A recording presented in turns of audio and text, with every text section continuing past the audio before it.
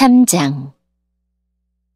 그러므로 거룩한 형제 여러분, 예수님에 대해서 깊이 생각하십시오. 여러분은 모두 하나님께서 부르신 사람들입니다. 하나님께서 우리에게 보내신 예수님은 우리 믿음의 사도이며 대제사장이 되십니다. 하나님의 집에서 모세가 그분이 바라시는 대로 충성을 다했던 것처럼 예수님도 하나님께 충성하였습니다. 집을 지은 사람이 집 그 자체보다 더 존귀한 것처럼 예수님 역시 모세보다 더 큰 영광을 받으실 분입니다. 어느 집이든 그 집의 주인이 있듯이 모든 것의 주인은 하나님이십니다. 모세는 하나님의 집에서 종으로 충성하였습니다. 또 그는 하나님께서 앞으로 말씀하시려는 것들을 전하였습니다. 그러나 그리스도는 하나님의 집을 맡은 아들로서 충성하였습니다. 우리가 만일 믿음 위에 굳게 서서 큰 소망을 가진 것을 자랑스럽게 생각한다면 우리는 하나님의 가족입니다. 그러므로 성령님도 이렇게 말씀하셨습니다. 오늘 그가 하시는 말씀에 귀를 기울여라. 이전에 광야에서 하나님을 시험하던 것처럼 고집을 부리지 마라.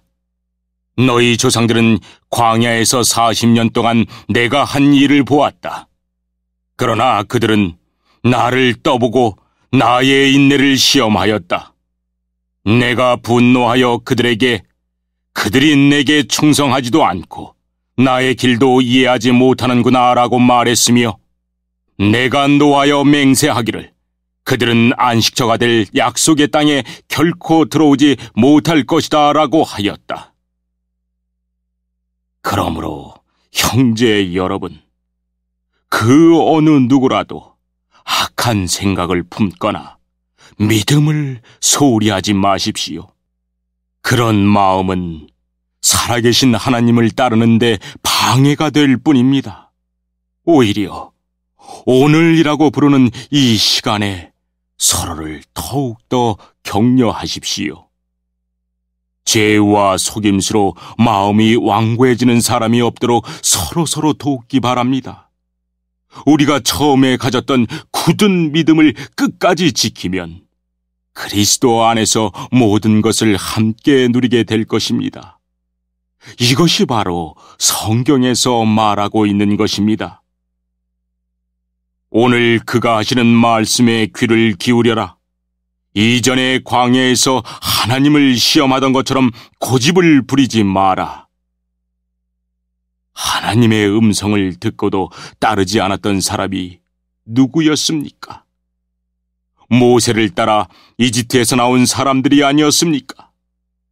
또 하나님께서 40년 동안 누구에게 분노하셨습니까? 죄를 짓고 광야에서 죽어간 자들 아닙니까? 하나님께서 약속의 땅인 안식처에 결코 들어오지 못할 것이라고 누구에게 맹세하여 말씀하셨습니까? 그에게 순종하지 않은 사람들을 두고 하신 말씀이 아닙니까? 우리는 그들이 믿지 않았기 때문에 하나님께서 약속하신 안식처에 들어가지 못했다는 것을 알 수 있습니다. 4장. 이제 하나님의 안식처에 들어갈 수 있는 약속이 아직 우리에게 남아 있습니다. 그러므로 모두 조심하여 우리 중에서 그곳에 들어가지 못하는 사람이 없도록 해야 할 것입니다. 우리도 그들과 마찬가지로 복음을 들었습니다. 다만 그들은 복음을 들을 때 그 말씀을 믿음으로 받지 않았기 때문에 유익을 얻지 못한 것입니다.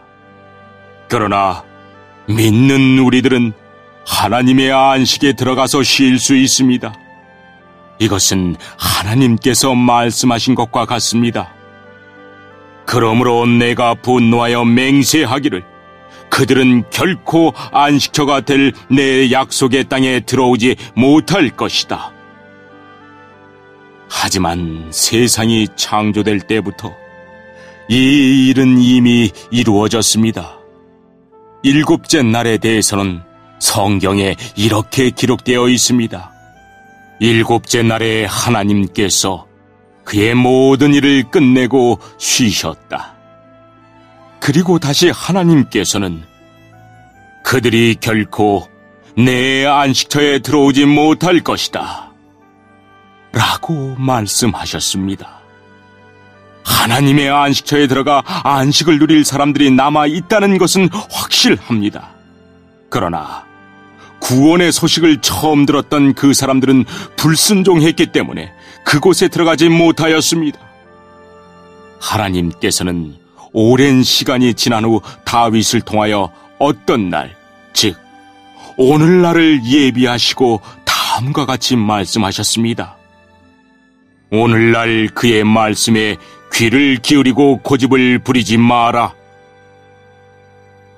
이제 우리는 여호수아가 백성들을 하나님의 안식처로 인도하지 못했다는 것을 알 수 있습니다. 만일 그랬다면 하나님께서 후에 다른 어떤 날을 예비하실 필요가 없었을 것이기 때문입니다. 이것을 통해 우리는 아직 하나님의 백성들을 위한 안식이 남아있다는 것을 알 수 있습니다. 하나님께서 주시는 안식을 누릴 사람들은 하나님께서 자기 일을 쉬셨던 것처럼 모든 일에서부터 자유롭게 편안히 쉬게 될 것입니다. 우리는 그 누구도 지난날 불순종했던 사람들처럼 되지 않으며 그곳에 들어가지 못하는 일이 없도록 힘써야 할 것입니다. 하나님의 말씀은 살아있고 힘이 있습니다. 양쪽에 날이 선 칼보다도 더 날카로워서 우리의 혼과 영과 관절과 골수를 쪼개며 마음속에 있는 생각과 감정까지 알아냅니다. 하나님 앞에서 숨길 수 있는 것은 아무것도 없습니다. 모든 것이 다 드러나기 때문에 그분 앞에서 우리의 모든 것을 보여드려야 합니다. 우리에게는 하늘로 올라가신 대제사장이 계십니다.